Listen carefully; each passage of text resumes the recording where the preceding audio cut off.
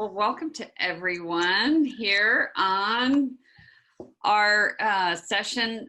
Janet Craig and Barbara Anderson here.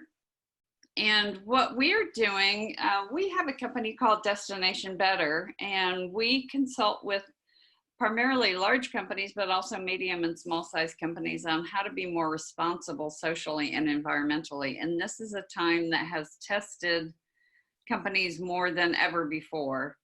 And so it's really kind of pained Janet and I to see our colleagues struggle. And we work one-on-one with companies and individuals also in coaching and helping them through times like this. And so when we think about what companies can do to help in this crisis, this was our way that we said we can share how companies are responding and share resources. And so we launched this webinar. We're going to do this each day now for the next who knows how long. And also created a page on our website at destinationbetter.com dedicated to this. So Janet, anything more on that? I just, as Barbara and I have watched what's going on in the world and how we're all affected by in our businesses and our roles and us personally, for us as leading corporate responsibility or sustainability or corporate social responsibility or ESG, environmental, social, and governance, whatever you would like to call it, resilience, sustainability, that this is something that has tested companies in having to look at what the social impacts are of their business. And when we talk about governance in policies and how companies are run and how they're being led, this is really, really tested for us through our lens of corporate responsibility, how it's tested businesses of all sizes and people. And so that's one of the reasons I think that this is a great way for us to give back. It's completely tied to what we do and our mission, which is to create a better world, one responsible company at a time. And then also on our podcast, where we want to educate and equip and empower people so that they can see that they can make a difference. And so here we are today. That's right. So we thought about doing this as episodes of Creating Responsible Companies, which we may still, but we thought it might be faster just to actually post these as recordings on our websites. So, so we've got a PowerPoint here for those who are watching online. What we'll do is talk a little bit about kind of the situation and then how companies are responding from what resources they have, which is something that we help companies with all the time. How can you use what you uniquely do in the universe and help what that critical need is at that time? And then we've got a page too of philanthropic responses. So companies are often, and we suggest that they give back to their communities, whether it's through financial resources, in-kind resources, or volunteering. So we'll share a little bit of those, and then we'll post this, these resources and these links on our website at destinationbetter.com. And so we'd like to hear from others about what their companies are doing and how they're helping. So as we, anything else on that, Janet, before we jump into what the Chamber is doing?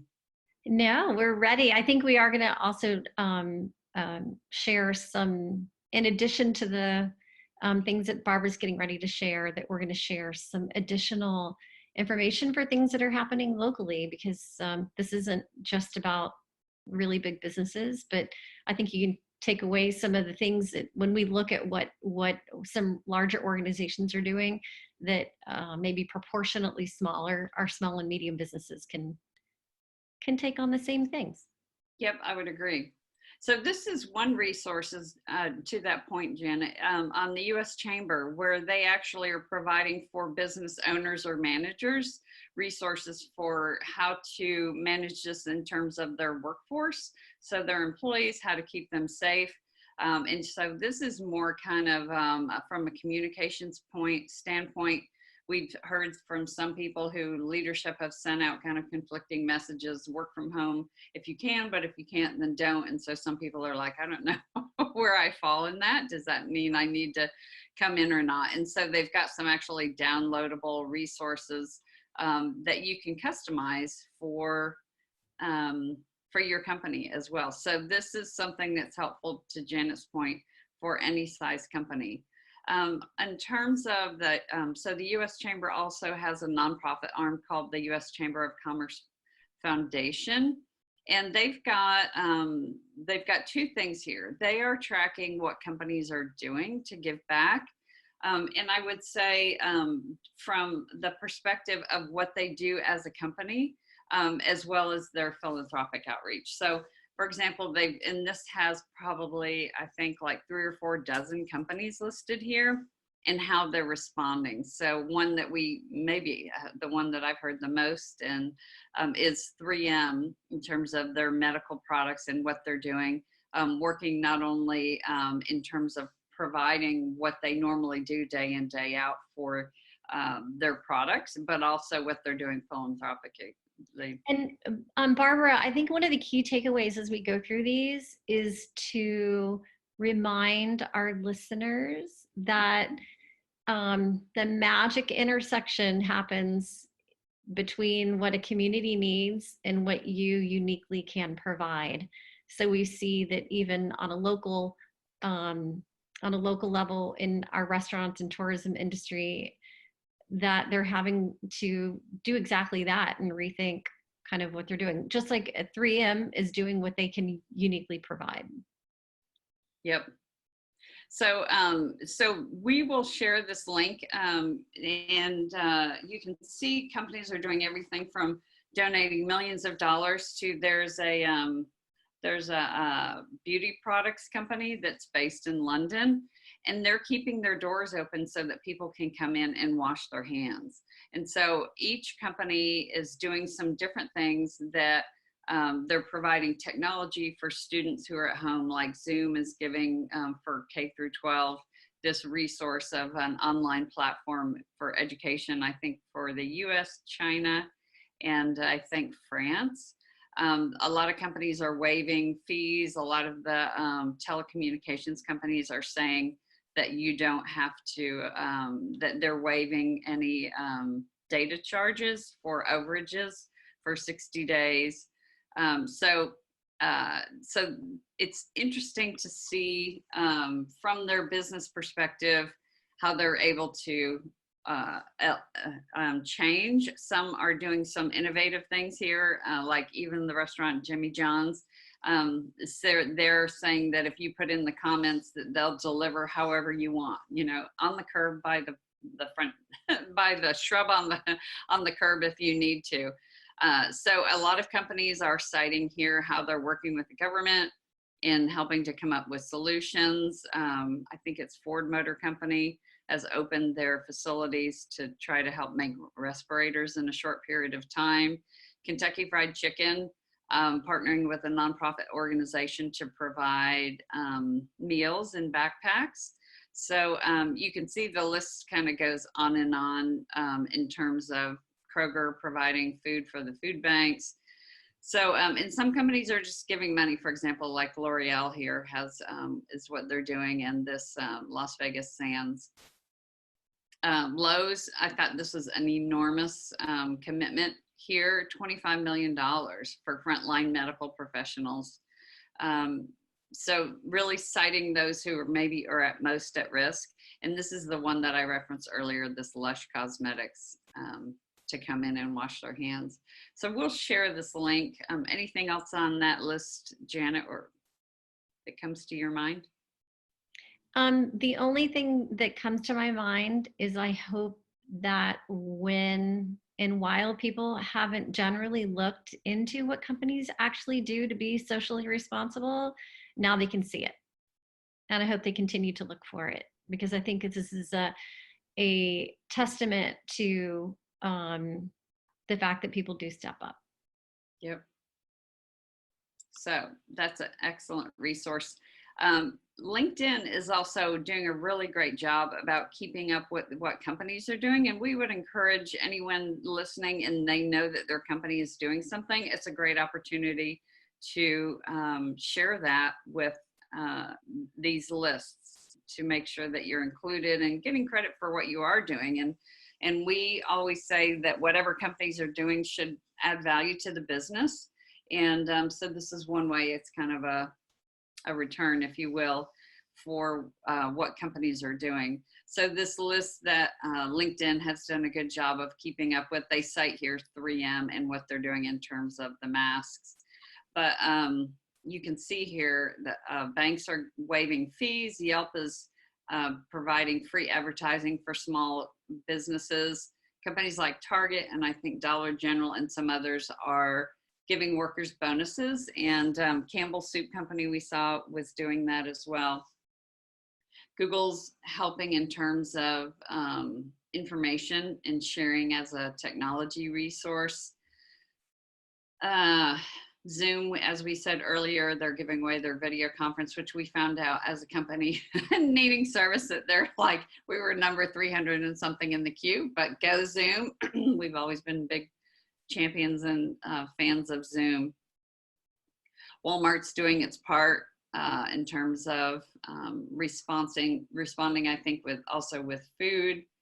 So you can see Amazon in their headquarters, which a lot of companies do this, is they'll focus on their headquarters or where they have the most of their stakeholders, in this case, employees, investing in small businesses, Major League Baseball teams to workers who are impacted.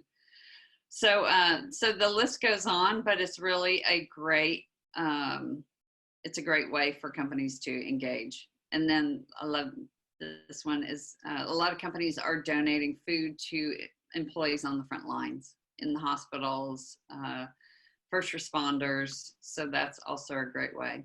Anything else on that, Janet? Yeah, just that on that list, there was a chef who has 8 restaurants in New York, which have closed, and now they have become community kitchens. So we see restaurants, and there's one in Tampa that we looked at, Burn Steakhouse, who now is selling their meat because people can't come into the restaurant. So now they've become like a meat provider, right? So that's what they uniquely provide to the community. This person who in New York who has 8 or 9 restaurants, you know, that's what he's doing with the space. So we all have to figure out how to work in a new era. That's right. And this is a opportunity for innovation, maybe like no other. And innovation is the mother of invention. And in this case, companies are having to do that really to survive. So this list is interesting. This is a company called Candid, and they have a number of different technology products for companies who have employee giving or employee volunteering, companies like Your Cause. And they, I'm sorry, not Your Cause. They are, they own GuideStar and also one of the philanthropy services. So for what they've done is interesting. They are tracking both funding opportunities and where funding is going. So they've got this resource here, a summary of which funders are supporting the response to coronavirus and where is it going. So they've tracked here a total number of 253 funders, 81 recipients, 313 grants, and 2.2 billion. So it's interesting, you can look at that on a global scale here of who the top funders are. It's interesting because what I was surprised when I look at this one, it was global, and it's companies and organizations that maybe we don't know firsthand in the US. But if we think about too, this trend of how it started in China and has moved across the world, maybe that's why some of these larger funders are outside of the US. But if you look at it a couple different ways too, you can look at it on a chart by what the cause area that they're providing it to. Number 1, understandably, is infectious and parasitic diseases. Number 2, medical support services. 3, a close third, emergency medical services. And then last is disaster relief. So you can see where funding is going both in terms of dollar amounts and the number of grants. And then this interactive map is really pretty brilliant. You can search by the name of an organization where the funding's going, where their funding is being served. You can look at it on like an intensity factor in the world. You can search by a country. You can search like I was putting in here, like Gates Foundation, and you can see where the Gates Foundation funding is going. They have it in a different number of ways too. They have charts here that shows in distribution by where the grants are going. So in this case, it looks like number 1's health, number 2 is public safety, number 3 is education, and 4 is human services, if you look at it this way from a macro perspective. So, and bar charts as well, in terms of where grants are being distributed, the number of them and the dollar amounts. So understandably, the first is Wuhan, is the highest number dollar amount and also the number of grants. Second is Boston. Wow. I didn't see that coming. 3 is Milan. We know that there's a lot of challenges in Europe. So, so that's a great resource as well for where philanthropy is. And then the next one that we want to cite is friends of ours, Michal Alter, who leads an organization called visit.org. And they traditionally have this amazing product where they bring employees together to volunteer, and they really focus on small nonprofits who are mostly, in large part, a lot of vulnerability for them. And so they said, now that we can't have employees go on site, at least for this period of time, how can we provide a resource? And so they have send out a daily newsletter, and you can sign up for that newsletter of ways that you can engage. And Jenna, you've been receiving that newsletter. Some thoughts on that? I have. It's been really interesting just to see what's happening all over the world and in the United States, and then also to glean out ideas for ways that other people can take action in their own companies. I think it's a great resource, and Michal's done a fabulous job pivoting her entire company within a couple of weeks and pulling this list together. And she shared with us on a previous webinar that it's such a changing environment that her team meets twice a day to keep up with this.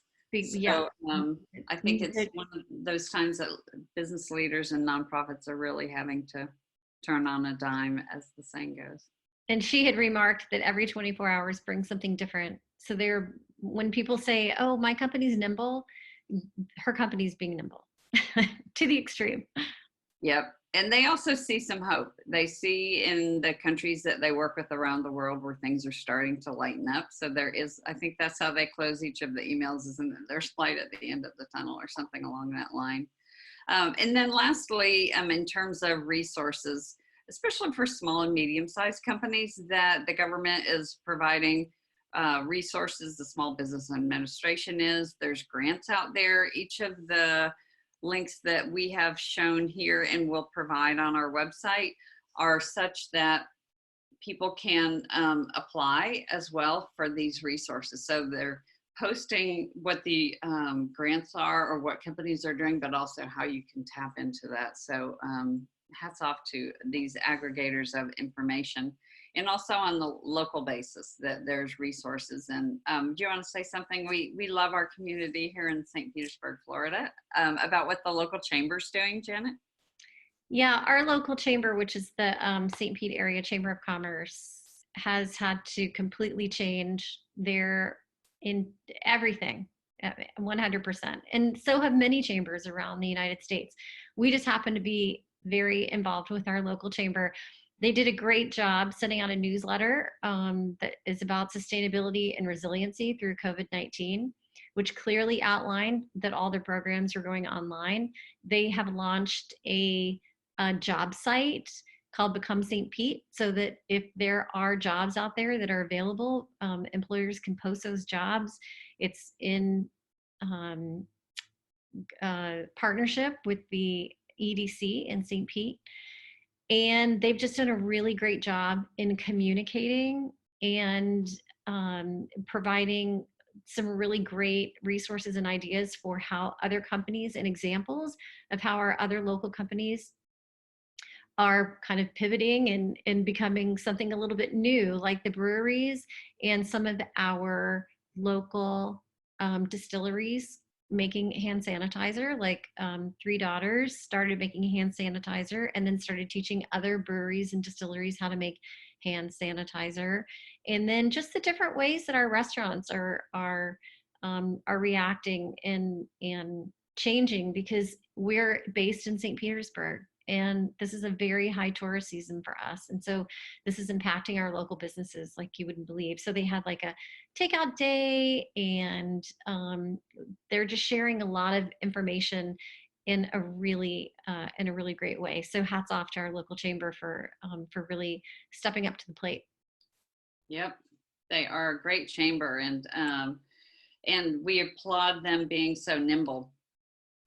So one thing that we'd like to leave to is kind of tee up with some questions, because we do want to hear from companies. We'd love to talk to any organizations who are taking responses that maybe want to talk about it. And we also want to be here to serve to answer your questions. So on this webinar, which we'll do each day at noon here for the next foreseeable future, we'll be sharing resources. But if you would like to join us on the webinar, or maybe we could do something at a different time to be on our podcast, Creating Responsible Companies, we'd love to hear from you. So the questions that we're thinking along these lines that we'd like to hear from organization is 5 different ones. Number 1, how's this impacted you or your business or industry?